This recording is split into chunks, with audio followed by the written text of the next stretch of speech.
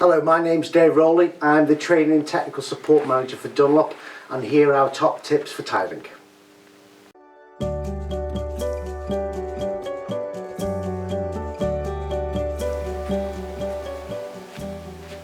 Okay, as far as before we start tiling, so the pre-prep, we mentioned earlier as far as the use of primers. The tiler's primers should be used on things on porous backgrounds, particularly things like plaster and plasterboard. It's also important when using powder-based products that on plaster particularly you want to always prime using an acrylic primer such as the Dunlop tiler's primer. This stops the reaction between the wet cement and the dry plaster, but also from a porosity basis, priming is always a good thing. Now, as far as using the primer itself, literally always worth shake the bottle first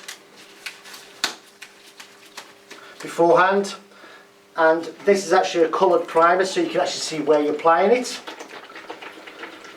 With this particular application you put it on neat, but in certain applications you would also dilute it 1:1, so always follow the technical data sheets for further priming instructions.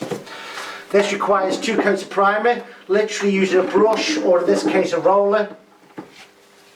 Apply it onto the surface.